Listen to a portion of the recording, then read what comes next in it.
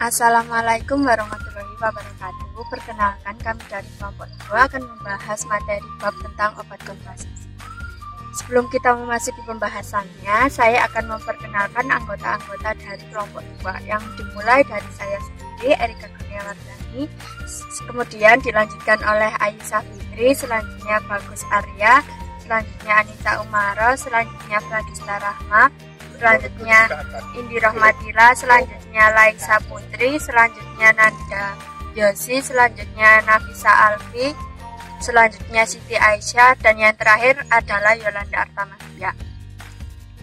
Di dalam bab ini saya akan membahas tentang materi obat kontrasepsi mulai dari pengertian, cara kerja, syarat-syarat, sifat-sifatnya, hingga macam-macam alat kontrasepsi beserta cara kerja dan cara penggunaannya. Yang pertama, saya akan membahas tentang pengertian obat kontrasepsi. Apa sih kontrasepsi itu? Sebelumnya, kontrasepsi itu dibagi dari dua suku kata. Yang pertama kontra, yang kedua konsepsi. Pada dasarnya, untuk pengertian kontra sendiri adalah melawan atau mencegah. Sedangkan untuk konsepsi adalah pembuahan. Jadi, pengertian kontrasepsi pada umumnya adalah suatu metode yang dilakukan untuk pencegahan pembuahan sel telur oleh spermatozoa, sehingga tidak terjadi kehamilan. Cara kerja kontrasepsi. Pada dasarnya, prinsip kerja kontrasepsi adalah menyediakan pertemuan antara sel telur dan sel mani dengan cara menekan keluarnya sel telur, menghalangi masuknya sperma ke dalam kelamin wanita sampai mencapai ovum, dan mencegah nigasi. Syarat-syarat alat kontrasepsi ada 5, yaitu 1. Aman, tidak akan menimbulkan komplikasi berat jika digunakan. 2. Berdaya guna, jika digunakan sesuai dengan aturan dapat mencegah kehamilan. 3. Dapat diterima bukan hanya oleh pengguna saja, melainkan juga oleh lindungan budaya dan masyarakat. 4. Terjangkau harganya oleh masyarakat. 5. Apabila dihentikan penggunanya akan segera kembali ke suburan kecuali yang dimainkan. Terima kasih.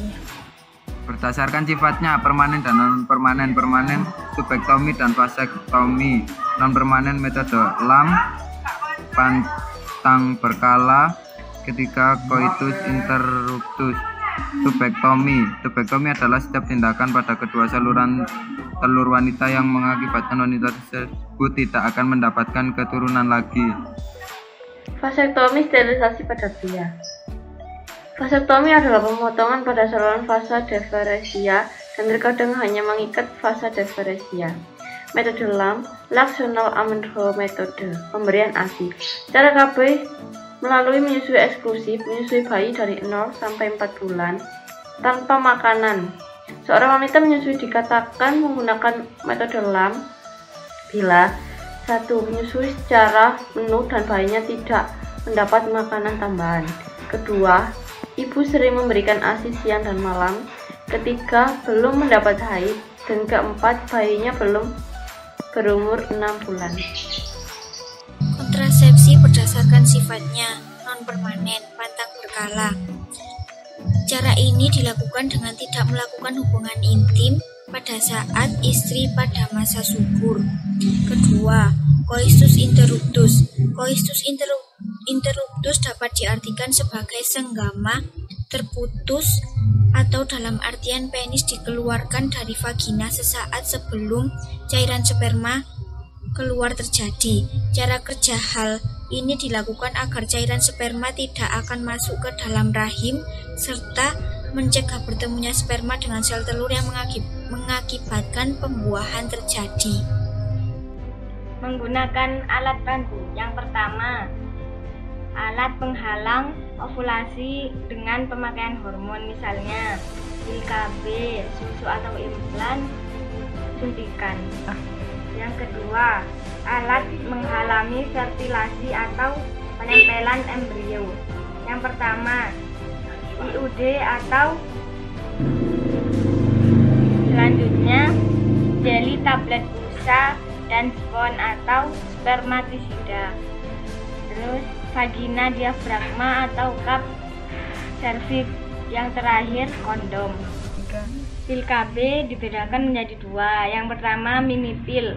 Cara kerjanya menghambat ovulasi, mencegah implantasi, mengentalkan lendir serviks sehingga menghambat penetrasi sperma, mengubah motilitas tuba sehingga transportasi sperma menjadi terganggu.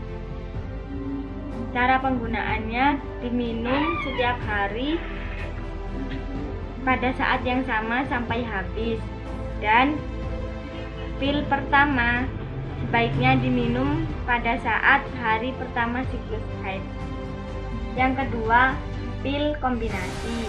Cara kerjanya mencegah induk telur untuk melepas sel telur agar tidak terjadi pembuahan, mengubah ketebalan lendir leher rahim, mengubah lapisan dinding rahim sehingga sel telur tidak dapat dibuahi.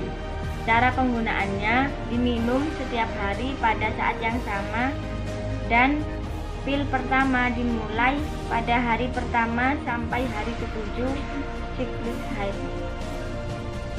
Susu atau implan. Cara kerjanya mengentalkan lendir serviks, mengurangi proses pembentukan endometrium sehingga sulit menjadi implantasi, menekan ovulasi. Cara penggunaannya memasukkan tabung kecil di bawah kulit pada bagian tangan. Suntikan. Cara kerjanya mencegah pelepasan sel telur, mengentalkan lendir sehingga sperma sulit bertemu dengan sel telur. Cara penggunaan menyuntikkan hormon progesteron yang diberikan setiap 3 bulan sekali atau 12 minggu sekali. IUD atau intrauterine device atau AKRD, alat kontrasepsi dalam rahim atau spiral. Cara kerja menimbulkan penghambatan terjadinya penempelan sel telur yang telah dibuahi di dinding rahim, menghambat motilitas tubuh sehingga memaksa sperma berenang melawan arus. Cara penggunaan dengan cara memasukkan alat yang terbuat dari tembaga ke dalam rahim. Jeli atau spermisida. Cara kerja menghalangi jalan masuk sperma menuju vagina dan menghentikan sperma untuk bergerak menuju sel telur. Cara penggunaan memasukkan tampon ke dalam vagina menggunakan tangan dan dioleskan ke vagina. Vagina diafragma atau cup cervix.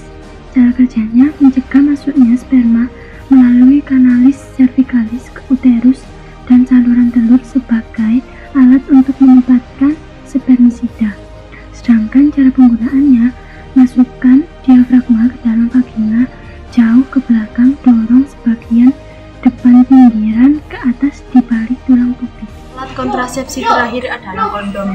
Cara kerjanya menampung cairan sperma di dalam kantong. Cara penggunaan, posisikan kondom sesuai dengan bidang yang akan dipakaikan. Pastikan tidak ada gelembung udara atau sobek pada kondom. Demikian informasi yang bisa kami sampaikan. Terima kasih atas perhatiannya. Mohon maaf apabila ada salah kata. Cukup sekian. Terima kasih. Wassalamualaikum warahmatullahi wabarakatuh.